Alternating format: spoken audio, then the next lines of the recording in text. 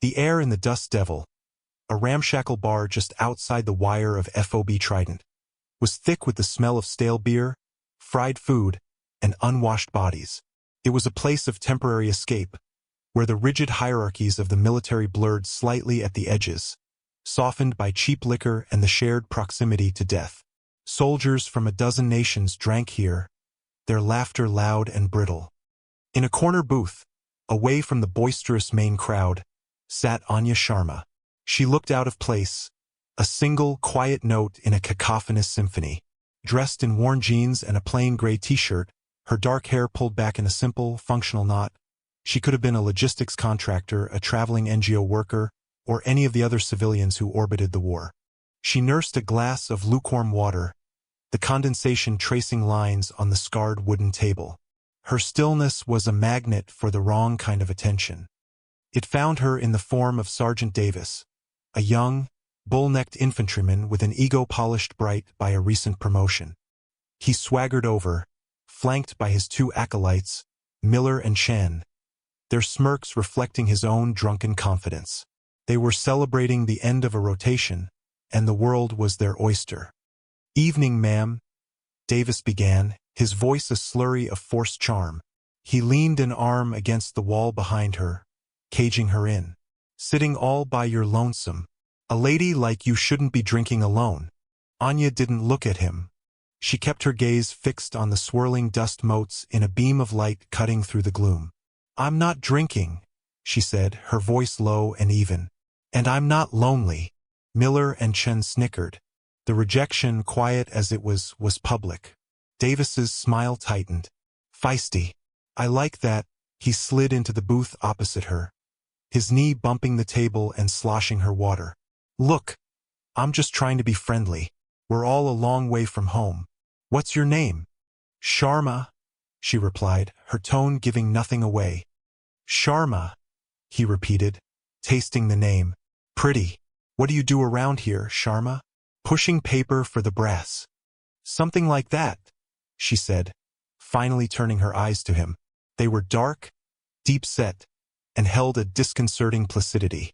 There was no fear in them, no anger, not even annoyance. It was the look of someone observing a weather pattern. This unnerved Davis more than any shouted insult would have. He was used to reactions, to causing a stir. Her calm was a challenge. "Come on, have a drink with us?" he pressed, gesturing to the bar. "My treat. We're celebrating. Just got our orders home." "Congratulations," Anya said, the word flat. "I'll pass on the drink." She made a subtle motion to slide out of the booth. Davis's hand shot out, not aggressively at first, but firmly, landing on her forearm. "Hey, don't be like that. We're just having fun." His grip was strong, the calloused pads of his fingers digging into her skin. Anya's eyes dropped to his hand, then back to his face. The placid look remained, but a new quality entered it, something cold and analytical. "Take your hand off me," she said. It wasn't a request. The direct command, delivered without a trace of inflection, set him off. The alcohol, the audience of his men, the perceived slight from this unimpressive woman. It all coalesced into a surge of stupid male pride. His friendly demeanor vanished, replaced by a hostile sneer. "Or what?" he hissed, his face close to hers now. "What are you gonna do, sweetheart? File a report?" His friends, Miller and Chun, shifted uncomfortably. This was escalating beyond a clumsy pickup attempt. But they were followers and Davis was their leader. They stayed put. Anya didn't answer. She simply waited. The silence stretched, thick and heavy. For a full 3 seconds, the world seemed to narrow to the space between them. His hot, beer-sour breath, the pressure of his fingers on her arm, the absolute unnerving stillness of her body. Davis read her silence as submission. He made his mistake. To reassert his dominance, to show his friends and the quiet, watching bar patrons who was in charge, he moved his other hand. It snaked up, fast and ugly, and closed around her throat. It wasn't a full-force choke, more of a controlling, humiliating grab. His thumb pressed against her windpipe. "You need to learn some respect," he growled. The change in Anya was instantaneous and terrifying. It wasn't a flurry of motion. It was a single, fluid act of physics.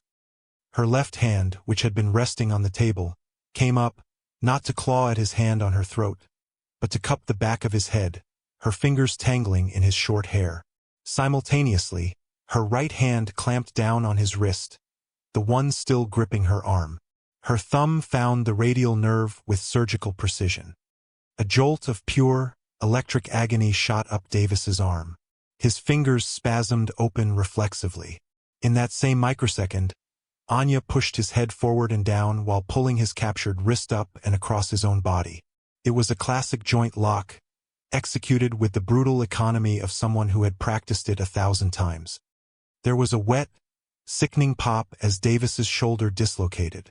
A choked scream tore from his lungs, cut short as his face slammed into the tabletop. But she wasn't done. As he fell forward, she maintained her grip on his wrist, twisting it sharply inwards.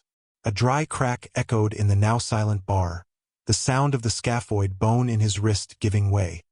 The entire sequence, from his hand touching her throat to him lying whimpering on the table, took less than 2 seconds. Anya slid out of the booth, her movements unhurried. She looked down at Davis, who was cradling his mangled arm, his face pale with shock and pain. Miller and Chun were frozen, their jaws hanging open, staring not at their fallen sergeant, but at her. The entire bar was a tableau of stunned disbelief. She smoothed down her t-shirt, her expression unchanged. It was as if she had just swatted a fly. The doors burst open and 2 burly military police officers pushed their way through the crowd, drawn by the sudden silence that had followed the brief explosion of violence. "What the hell happened here?" one of them barked. The bartender pointed a trembling finger at Anya. "Her. She just him." The MPs looked from the weeping soldier on the floor to the calm, unassuming woman standing over him. They saw a problem, a mountain of paperwork, and an interagency jurisdictional nightmare. "Ma'am," the senior MP said, his hand resting on his sidearm. "You need to come with us." Anya gave a single, slow nod. She offered no resistance as they escorted her out into the cold desert night, leaving behind a broken NCO and a bar full of new legends to tell.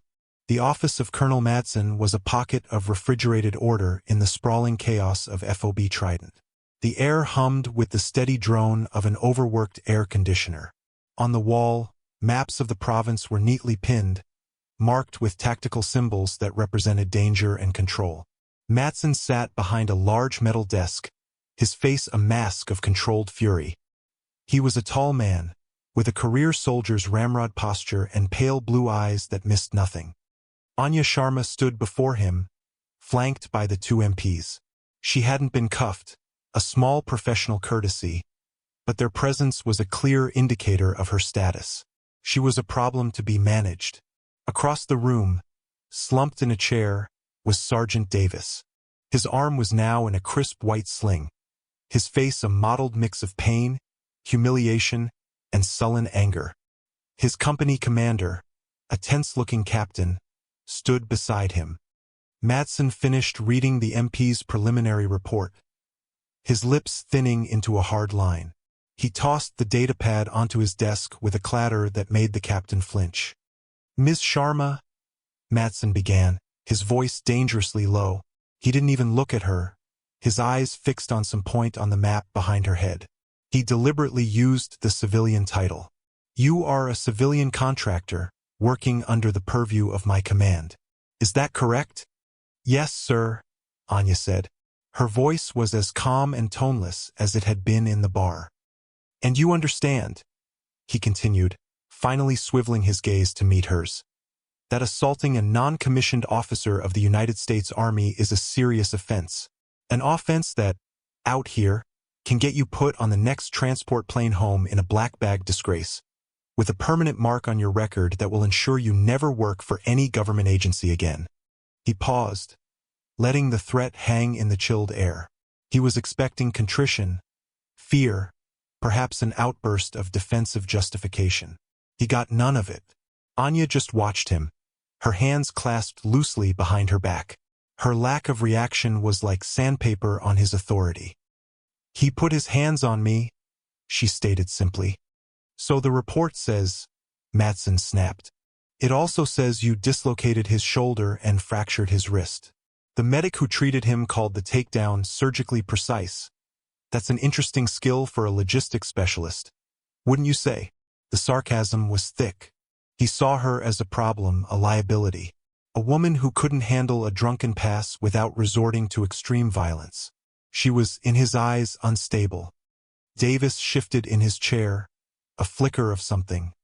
Fear? Respect? In his eyes as he looked at Anya.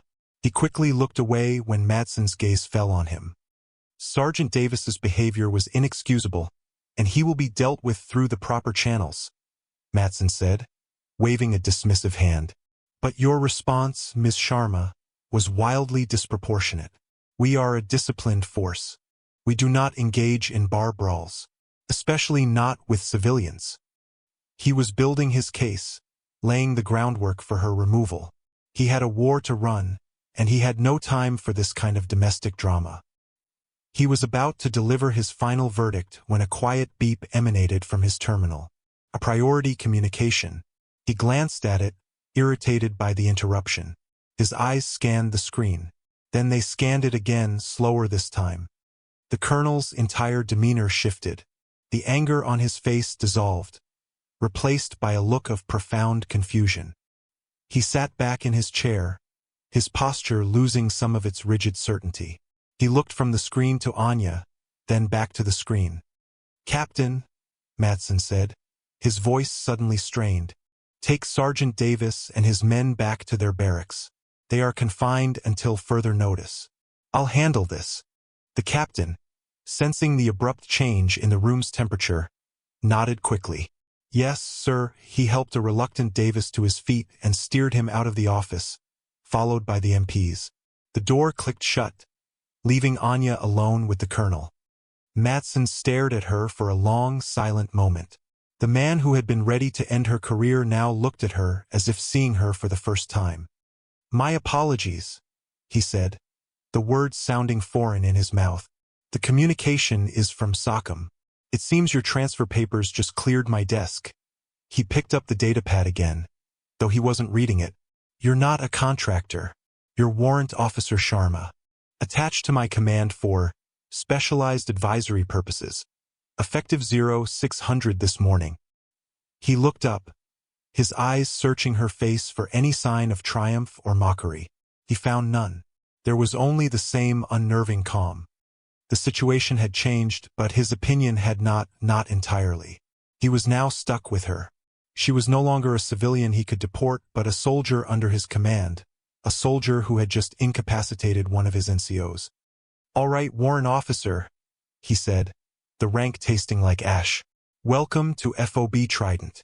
Since you're here to advise, you'll need to get a feel for our operations. There's a convoy heading to Firebase Omar tomorrow at 0800. Supply run. A milk run. You'll be attached to 2nd Platoon, Bravo Company." He paused, a glint of malice in his eyes. "They're short a body in the 3rd vehicle. Sergeant Davis's vehicle as it happens. I want you to observe. See how my soldiers operate. And they," he added with emphasis, "can observe you. Consider it a field orientation." It was a deliberate, calculated insult. He was putting her in a non-essential role, on the easiest mission possible, with the very men who now despised and feared her.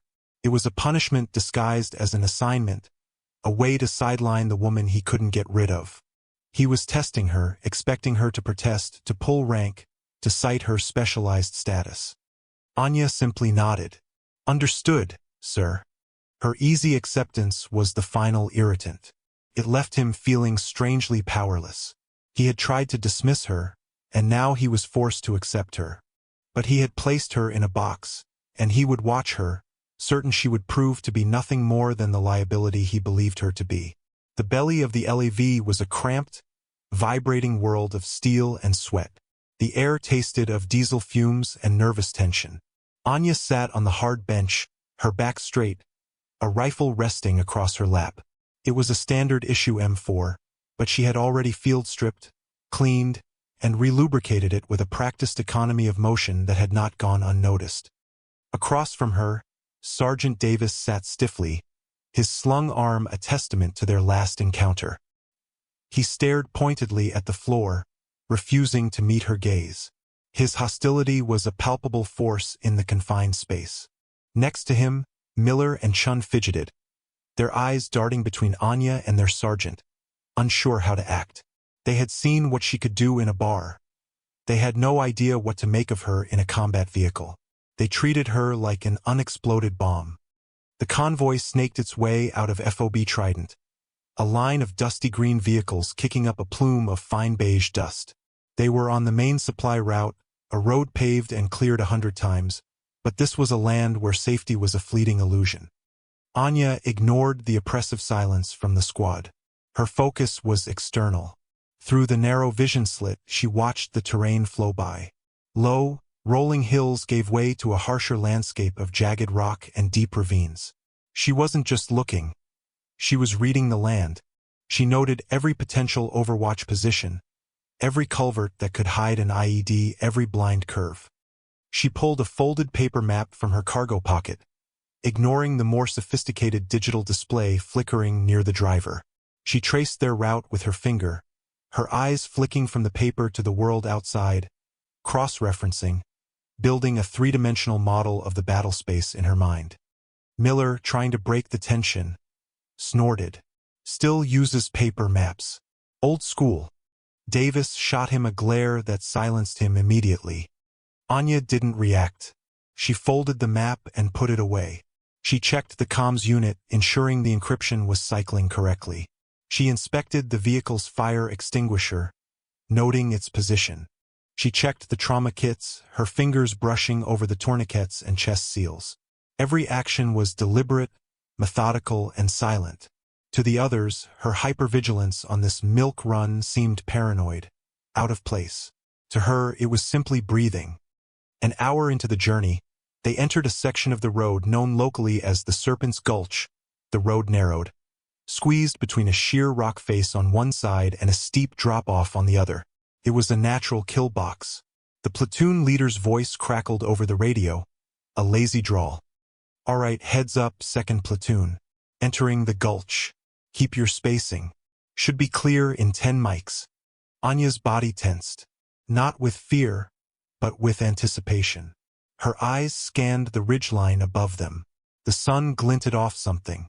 It wasn't a sniper scope, it was too large, too clumsy. A bottle? A piece of trash? Or a spotter's binoculars? The world exploded. A deafening blast erupted from the front of the convoy. The lead LAV, 100 meters ahead, was tossed into the air like a toy, engulfed in a ball of fire, smoke, and shrapnel. The IED. The vehicle slammed back to earth on its side, a burning wreck. Before the shockwave had even finished rattling their teeth, the second part of the attack began. A rocket-propelled grenade, trailing a plume of white smoke, slammed into the rear truck, a heavy transport carrying fuel. It detonated with a concussive whump, a secondary fireball climbing into the sky. The convoy was trapped. Then the hammering began. From the ridgeline above, the distinctive, deep-throated chatter of a DSHK heavy machine gun opened up. Heavy 127mm rounds tore through the air, punching through the thinner armor of the supply trucks, turning them into sieves. The lighter caliber fire of a dozen AK-47s joined the chorus, a storm of lead raking the length of the trapped convoy. Inside Anya's LAV, chaos reigned. The driver was screaming into the radio. Miller was trying to lay down fire with the coaxial machine gun, but he was just spraying wildly, his face a mask of panic. Chun was frozen, his eyes wide with terror. Davis, despite his injury, tried to take command. "Get on the 50. Return fire. Return fire!" he yelled, his voice cracking. He was reacting just as he'd been trained to do, but he was overwhelmed. The sheer violence and coordination of the ambush had short-circuited his ability to think tactically. The radio was a cacophony of panicked screams and fragmented reports. "Contact heavy. North Ridge. Lead vehicle is gone. We're pinned." Platoon leader is hit. Back at FOB Trident, Colonel Madsen stood in the sterile quiet of the TOC, listening to the death of his platoon play out over the speakers. His face was granite. The milk run had become a massacre. His intel had been wrong. His men were being slaughtered in a perfectly executed ambush, and he was miles away, a helpless spectator. He gripped the edge of the console, his knuckles white, as the calls for help grew more desperate and then, one by one, began to fall silent. While the soldiers in the LAV were consumed by the storm of fire and fear, Anya Sharma was a point of absolute stillness in the heart of the chaos. Her breathing was deep and even.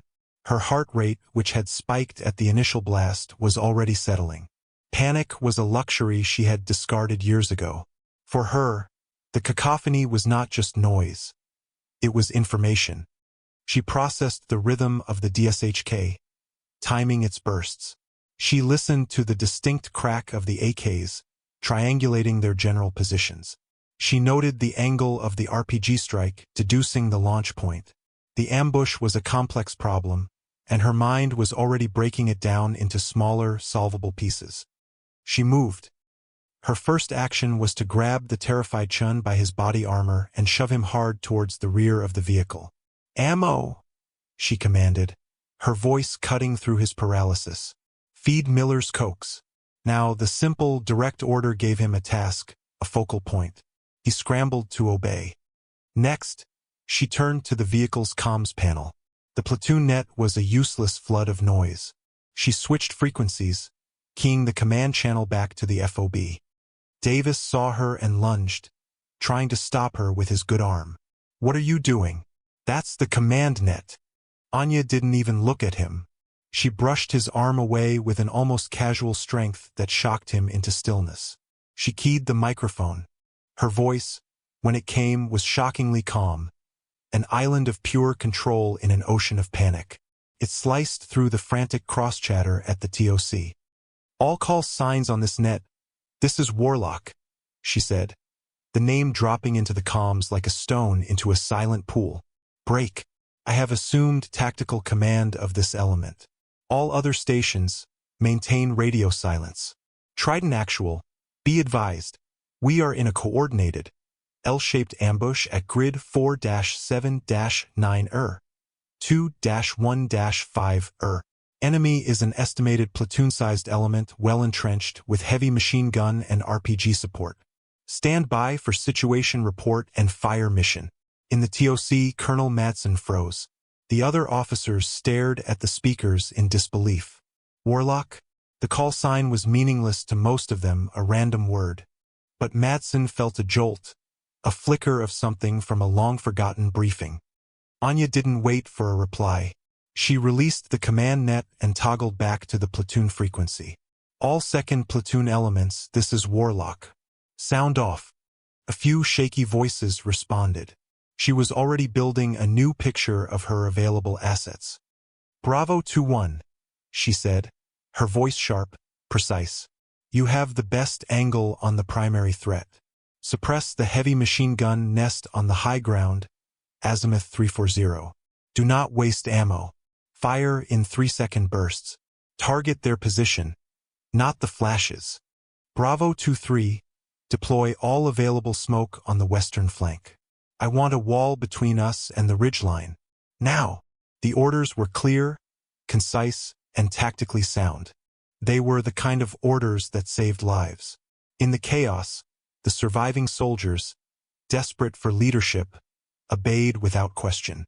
Smoke canisters hissed, and suppressive fire began to find its mark. Anya turned to Davis. "The platoon leader is in the second vehicle. Is he alive?" Davis, stunned by her sudden and total assumption of command, could only stammer. I think so. He was hit early. We need to get to him," she said. It wasn't a suggestion. She grabbed her rifle. "Cover me." Before Davis could protest, she popped the LAV's rear hatch and was gone. She didn't run into the storm of bullets. She flowed.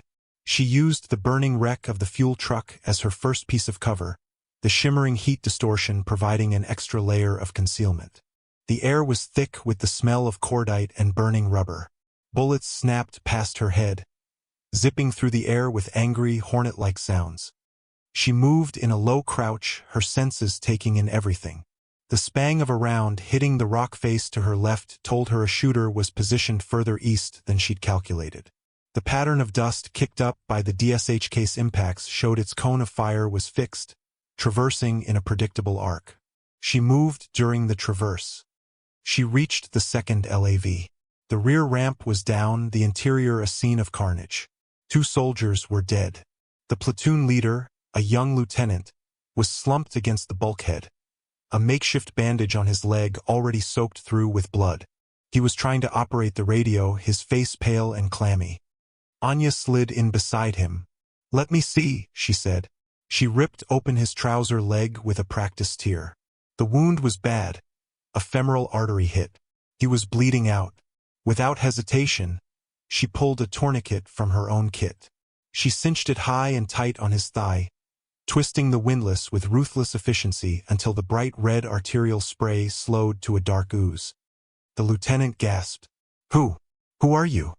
"Get on the radio," Anya ordered, ignoring his question. "Tell the TOC you're alive. Tell them Warlock has the situation under control." Leaving him with that, she moved to the LAV's gunner station. The gunner was slumped over, dead. Anya pushed his body aside and took his place, her hands moving over the controls with familiarity. She had a better view from here. She saw it immediately, the key to the ambush. The DSHK nest was well protected, dug into a rock outcropping. Suppressive fire wasn't going to take it out. She keyed the internal comms to Davis's vehicle. 2-4, this is Warlock. I need a precision shot. I need a DMR. There was a pause. We don't have a designated marksman. Davis's voice came back, shaky. PFC Riley was our guy. He was in the lead vehicle. Anya's jaw tightened. Negative. Every rifleman is a marksman. Find me the best shot you have. Get them to the rocks on the east flank. Coordinates 4-7-9 2-1-6 There's a narrow crevice there. It has a clean line of sight to the nest. I will direct their fire. Who do I send? Davis asked, his voice desperate for guidance. There was a moment of cold silence. Anya knew there was no one who could make that shot under this pressure. She had to do it herself. Belay that, she said. Keep up the suppressive fire. I'm coming out. She moved to the back of the LAV. She grabbed the dead gunner's M110 rifle, the semi-automatic DMR he'd been carrying as his secondary weapon. She checked the chamber, slapped the magazine to ensure it was seated, and took 2 spares. As she prepared to exit, the lieutenant grabbed her arm, his grip surprisingly strong. They'll cut you in half out there. Anya looked down at him, her eyes for a moment losing their cold, tactical edge and showing a flicker of something human. Stay alive, Lieutenant. Then she was gone again, back into the fire. She moved even faster this time, a gray blur against the gray rock. The enemy had adjusted to her presence, and fire was now concentrating on her position. She didn't run in a straight line but used an erratic, weaving pattern, making herself an impossible target. She reached the rock formation she had identified, sliding into the narrow crevice. It was barely wide enough for her body. She propped the M110 on a rock ledge. The DSHK was directly in front of her, 400 meters away. A difficult shot under any circumstances. Impossible in a firefight. She took a deep, steadying breath, letting it out slowly. The world narrowed to the circular picture in her scope. She saw the gunner, a bearded man in a black shamrock. She saw his assistant feeding the ammo belt. She didn't aim for the man. She aimed for the weapon. She exhaled half a breath and held it. The crosshairs settled on the DSHK's receiver, just above the feed tray. She squeezed the trigger. The rifle bucked against her shoulder. The sound of the shot was lost in the general din. 400 meters away, a shower of sparks erupted from the enemy machine gun. The weapon jumped and fell silent. She had shattered its action. The gunner stared at his broken weapon in disbelief. Anya shifted her aim 2 inches to the left. She squeezed the trigger again. The bullet took the gunner high in the chest, throwing him backwards out of the nest. The primary threat was neutralized. The tide of the battle turned in that instant. The oppressive weight of the heavy machine gun was gone. The surviving soldiers of 2nd Platoon, emboldened, increased their volume of fire. Anya wasn't finished. She scanned the ridge, locating the 2 RPG teams that had trapped the convoy. They were preparing to fire again. She keyed her radio. 2-4, this is Warlock. Direct your main gun. Azimuth 325, elevation +15. Fire for effect. An instant later, the 25mm cannon on Davis's LAV roared, sending a stream of high-explosive rounds exactly where she had indicated. The RPG team vanished in a cloud of rock dust and red mist. She called out another set of coordinates. The 2nd RPG team met the same fate. The heart of the ambush had been ripped out. The remaining enemy fighters, their leaders and heavy weapons gone, broke. They began to fall back, melting into the rocks. Anya knew it wasn't over. The most dangerous part was the counterattack. 2-1, 2-4, cease fire. Conserve ammo. Davis, she said, her voice dropping the formal call sign.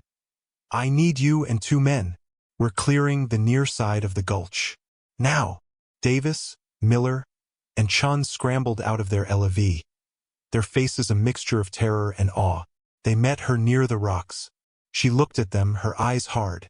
Stay on my 6. Fire only when I fire. Move. She led them in a short, brutal flanking maneuver. They moved up the rocky slope, using the cover she had identified earlier.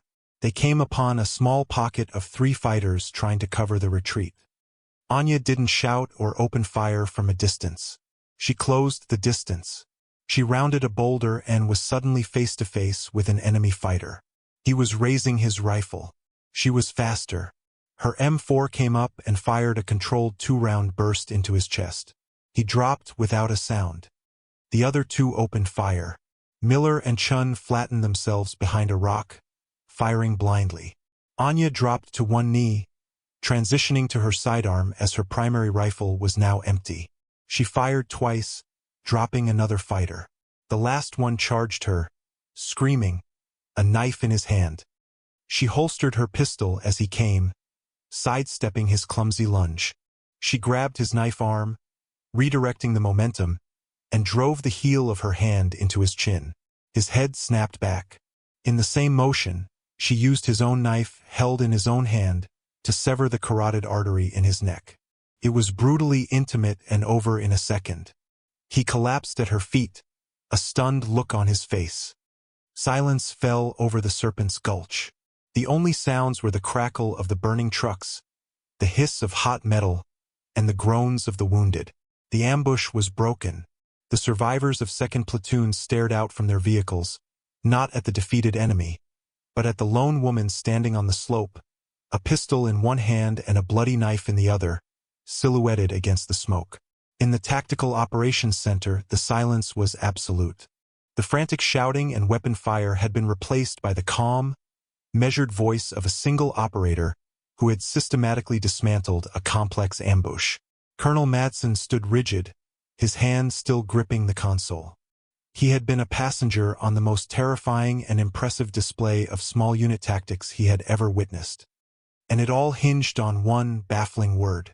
Warlock. He turned to his intelligence officer, a young major named Evans. Evans, Madsen said, his voice hoarse. Get me everything you have on a call sign. Whiskey Alfa Romeo Lima Oscar Charlie Kilo. Warlock. Major Evans was already typing, his fingers flying across the keyboard. Warlock, sir? Never heard of it. Not a local asset. He searched the main operational database. Nothing. He tried the historical database. Nothing. It's not a unit call sign, Madsen muttered, more to himself than to Evans. It's a personal one. Try the Sockham Deep Archive. Use my credentials. Evans's eyes widened slightly. The colonel's credentials opened doors to the military's most secret records. He typed in the authorization codes. The system paused, then a single file appeared on the screen, flagged with the highest level of classification. Most of the screen was a sea of black, redacted blocks. Evans leaned closer. Sir, this file is designated Spectre, it's Tier 1. I don't think. Read it to me, Major, Matson commanded. Evans swallowed. Call sign, Warlock. Operator assigned to Redacted. Specializes in solo infiltration, counter-ambush operations, and high-value target neutralization. Credited with redacted successful missions in Redacted and Redacted, he trailed off, his voice filled with disbelief. The list of redacted operations was a ghost tour of the last decade's most secret conflicts. Subject went dark 3 years ago. Status listed as archived, presumed assigned to clandestine training or advisory role. Matson stared at the screen. Is there a photo? Yes, sir, Evans said, clicking the file. Picture appeared. It was an official file photo, slightly dated, of a woman with dark, serious eyes and her hair pulled back in a tight military bun. It was Anya Sharma. Colonel Matson felt the floor drop out from under him. The woman he had dressed down, the bar-brawling contractor he had tried to get thrown out of his theater of operations, the warrant officer he had contemptuously assigned to a milk run. She was a ghost. A living legend from the shadowy world of special operations, a world whose existence he was barely cleared to acknowledge. He looked at the tactical map, where the icons of 2nd Platoon were now secure, blinking green. Then he looked back at the face on the screen.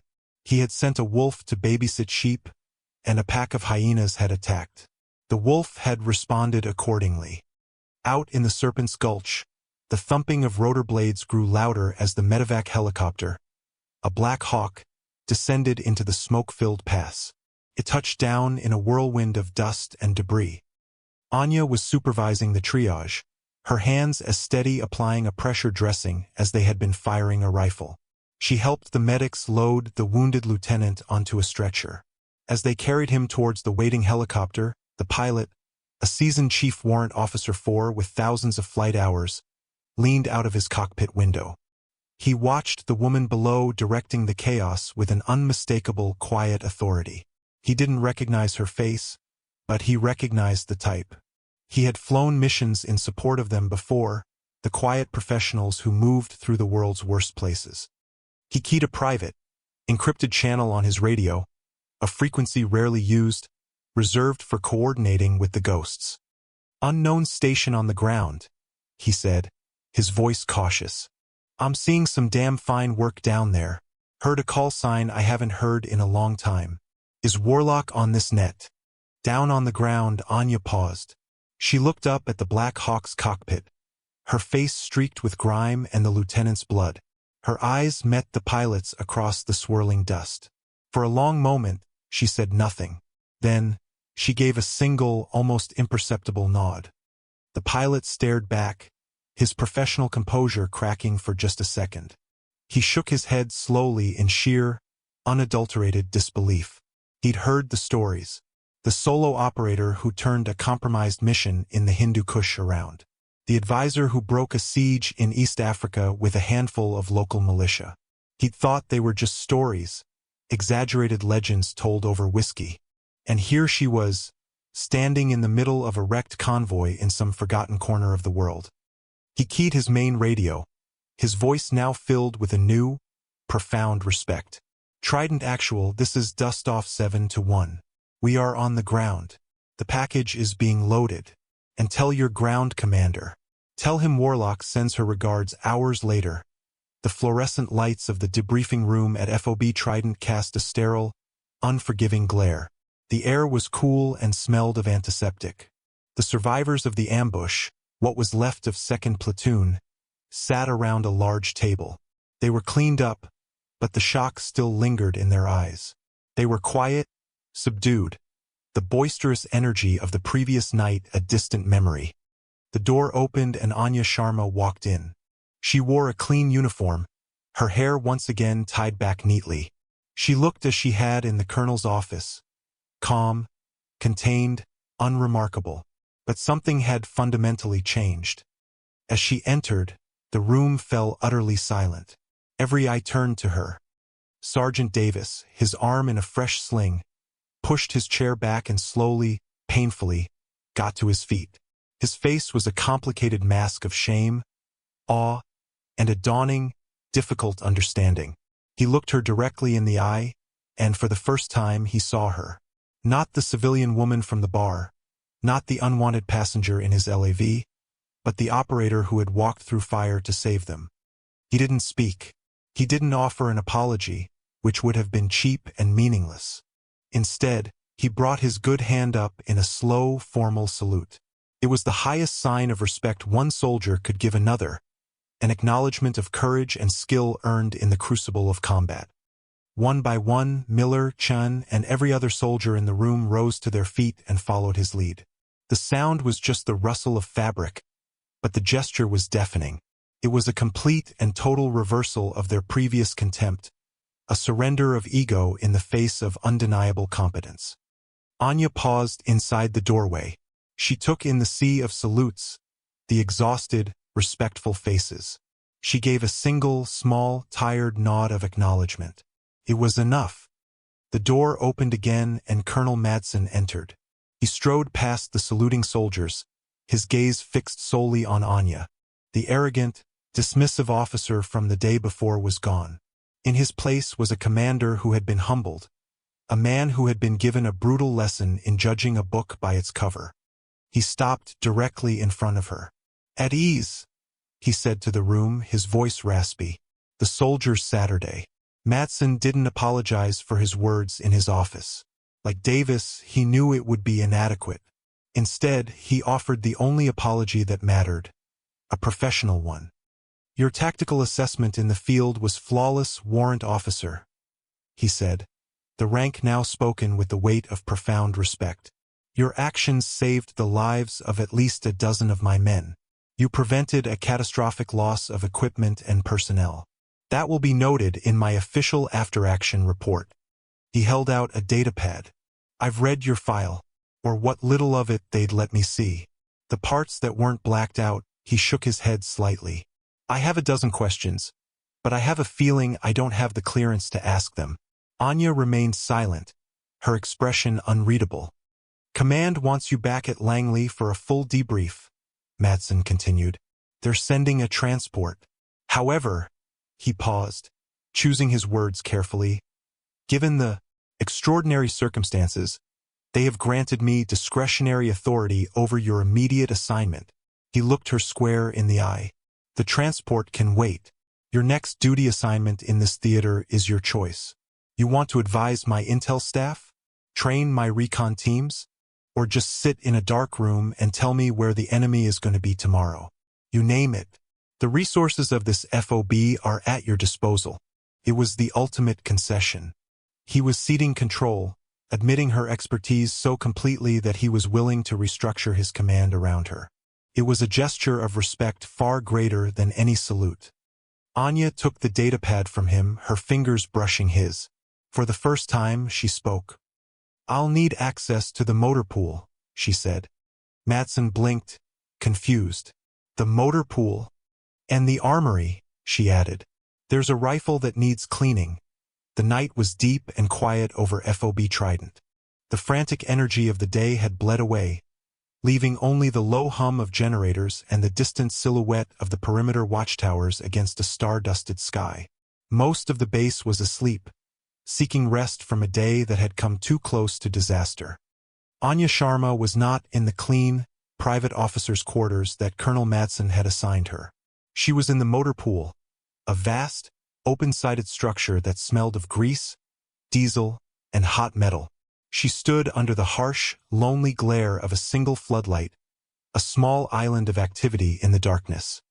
On a workbench in front of her lay the M110 designated marksman rifle, disassembled into its core components. She was cleaning it. Her movements were a silent, hypnotic ritual. A patch of solvent through the barrel, followed by a dry one. A small brush to scrub the carbon from the bolt carrier group. A light film of oil on the contact points, her fingers moving with the delicate precision of a watchmaker. This was her church, her meditation. The meticulous care of the tools of her trade was the only way she knew how to process the violence of the day, to restore a small measure of order to a chaotic world. A figure emerged from the shadows and stopped just at the edge of the light. It was Sergeant Davis. He stood there for a long time, saying nothing, simply watching her work. He watched her wipe down the firing pin, check the extractor for wear, and begin the process of reassembly. Finally, he spoke, his voice quiet and raspy, stripped of all its former bravado. They said you broke my wrist. In the bar. Anya didn't look up from her work. She slid the bolt carrier group back into the upper receiver, the movement smooth and practiced. It was a hairline fracture of the scaphoid bone, she said, her voice neutral, a clinical statement of fact. There was no displacement. It will heal clean. Davis nodded slowly, absorbing the information. The medic who set my shoulder. He said it was a perfect closed reduction. Textbook. Said there was no tearing of the ligaments. He asked who did it. He waited for a response, but none came. Anya seated the charging handle and affixed the upper and lower receivers, pushing the takedown pins into place with 2 satisfying clicks. Davis took a hesitant step closer. Thank you, he said, the words costing him a great deal. For today. Out there. Anya finished her work. She inserted the magazine, pulled back the charging handle to check the chamber one last time, and then slapped it forward. The rifle was whole again, a perfect, deadly machine. Only now did she turn to look at him. Her eyes, in the harsh glare of the floodlight, were not angry or triumphant. They held no judgment. They were just tired, filled with a weariness that went far beyond the day's battle. She said nothing. She picked up the rifle, slung it over her shoulder, and without a backward glance, walked out of the circle of light. She moved back into the darkness from which she had come, her form dissolving into the shadows of the base. Davis was left standing alone in the stark, empty light, the silence she left behind more profound than any words she could have spoken. On the eastern horizon, the first, faint hint of gray was beginning to lighten the sky, promising the arrival of a new day.